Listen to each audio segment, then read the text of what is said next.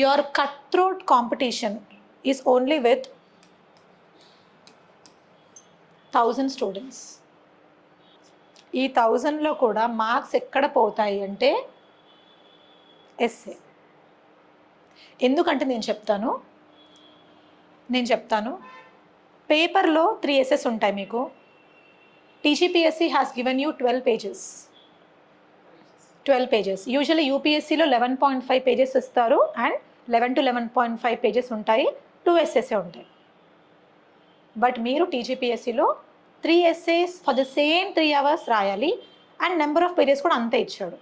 మీరు ఇక్కడ ఏం అర్థం చేసుకోవాలంటే that doesn't mean that you have to fill all the 12 pages. ఈ మిస్టేక్ మీరు చేయకండి. మీకు వాళ్ళు ఇచ్చిన ఫైల్లో ఒకటి అన్నారు, మీరు ఒకవేళ పేపర్ యూజ్ చేయకపోతే స్ట్రైక్ చేయండి, స్ట్రైక్ ఇట్ ఆఫ్ అని. ఆ ఆప్షన్ ఒకటి ఉంది. అంతేగాని మొత్తం నేను 12 పేజెస్ నింపాలి అని రాసుకుంటూ వెళ్తే ఫస్ట్ ఎస్సే బాగానే రాస్తారు. That will impact your second and third essay. First ఎస్సేకి 50 మార్క్స్, సెకండ్ అండ్ థర్డ్ ఎస్సేకి ఇంకా 100 మార్క్స్ ఉన్నాయి. Please do not make this mistake. So topic చూసిన వెంటనే మీరు బ్రెయిన్ స్టార్మింగ్ చేసేటప్పుడు, నేను బ్రెయిన్ స్టార్మింగ్ ఎలా చేయాలో మీకు చెప్తాను, అది చేసేటప్పుడు మీరు 9 to 10 లేకపోతే even 8 to 9, okay let us make it 8 to 10. మీకు కంటెంట్ ఉంది, మీరు ప్రాపర్గా రాయగలుగుతారు అంటే you can go to up to 10 pages. But you can restrict your self ideally to 8 to 9 pages. This is the ideal pages for you. మీరు అనుకోవచ్చు madam మాకు pages నింపమని చెప్పారు, మా మైండ్లో అదే ఉంది అంటే, మీరు పేజెస్ నింపితే మీరు 3 essays రాయలేరు. ఇప్పుడే మీకు కంపారిజన్ చెప్పానా, యూపీఎస్సీ ఎన్ని నెంబర్స్ ఆఫ్ పేపర్స్ ఇచ్చిందో దానికంటే ఎక్స్ట్రా 3 pages మీకు టీజీపీఎస్సీ ఇస్తుంది. మరి యూపీఎస్సీ 2 essaysకి 3 hours ఇస్తే మీకు టీజీపీఎస్సీలో 3 essaysకి 3 hours ఉంది. అంటే 1 hourలో మీరు ఒక ఎస్సే రాయాలి, 1 hourలో రాయాలి. అలాంటప్పుడు మీరు ఇలా మొత్తం అన్ని పేజెస్ ఫిల్ చేయాలనేది మిస్టేక్ వదిలేసేయండి please. Restrict your content to 8 to 9 pages. That will save you. దానివల్ల ఏమవుతుందంటే మీరు ఆ ఫస్ట్ ఎస్సేలో ఎక్స్ట్రా కంటెంట్, అన్నెసెసరీ కంటెంట్ రాయరు. ఏది కావాలో అదే రాస్తారు, ఫిల్ చేయాలని అనే థాట్ మీకు రాదు. దానివల్ల మీకు టైం కొంచెం మిగులుతుంది, మీ ఎనర్జీ కొంచెం మిగులుతుంది. You can use this time as well as energy for your second as well as third essays. ఇలా మీరు మార్క్స్ గెయిన్ చేసుకోవచ్చు. ఇప్పుడు 1000 స్టూడెంట్స్లో ఎంతోమంది స్టూడెంట్స్ ఈ మిస్టేక్ చేస్తారు. అక్కడ కూడా ఒక 200 మందిని తీసేసేయండి. Remove those 200 people who are going to make this mistake of compulsory 12 pages రాయాలి అనుకునే వాళ్ళు. తర్వాత నెక్స్ట్ ఏంటంటే కంటెంట్. ఇందాక చెప్పాను కదా, కంటెంట్ ఇర్రెలివెంట్ కంటెంట్ అంతా రాసి, అంటే మొత్తం పేపర్ అంతా నేను తెలంగాణ స్పెసిఫిక్ ఎగ్జాంపుల్స్ నింపుతాను, పేపర్ అంతా కోడ్స్ చూపిస్తాను, పేపర్ అంతా నా నరేషన్ చూపిస్తాను అనుకుంటే కాదు.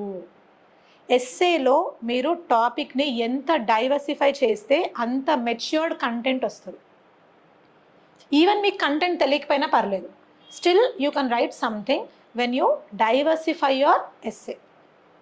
అది కూడా ఎలా చేయాలి, ఒక టాపిక్ ఉన్నప్పుడు ఆ టాపిక్లో దాగి ఉన్న అంశాలను ఎలా చూడాలని నేను ప్రాపర్గా మీకు ఎక్స్ప్లెయిన్ చేస్తాను. ఓకే, సో ఆ సెకండ్ మిస్టేక్ ఎవరైతే చేస్తారో, అంటే మొత్తం అన్నీ ఇవే, నాకు పేపర్ అంతా ఇవే కనిపించాలి, నేను పేపర్ అంతా కోడ్స్తో నింపేస్తాను, పేపర్ అంతా ఎగ్జాంపుల్స్తో నింపేస్తాను అనుకునే వాళ్ళు ఇంకో 200 మంది ఉంటారు.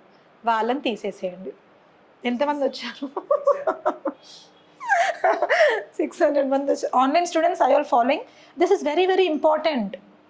ఇది అన్ఇంపార్టెంట్ అనుకోకండి. మీరు ఎగ్జామ్ రాసేటప్పుడు you need such calculations also.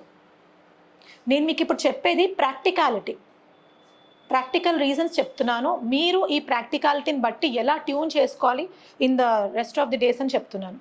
So this is very very important. Okay, yeah, so okay, so you have only 600 people in this entire exam giving TGPSC mains who are properly focusing on the exam. అంటే essay ప్రాపర్గా prepare అవుతూ, content ఎలా రాయాలో prepare అవుతూ, మిగతా GS subjects కూడా ready ఉండి, and ఇంకొక థింగ్ ఉంటుంది వాళ్ళలో, courage. You give me any question, I will write anything. ఆ కరేజ్ కూడా మీలో రావాలి. ఆ కరేజ్ ఇప్పటి నుంచి ఉంటేనే మీ ప్రిపరేషన్లో భయం లేకుండా ముందుకెళ్తారు.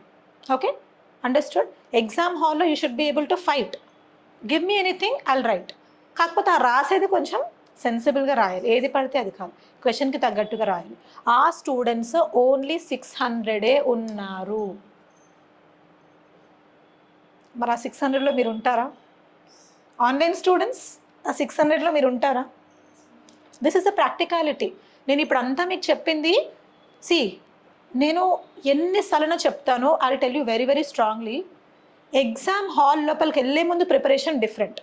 ఎంత బాగా ప్రిపేర్ అయినా he can be a topper outside the exam hall, but exam hall లోపలికి వెళ్తే ద సిట్యువేషన్ ఎంటైర్లీ చేంజెస్.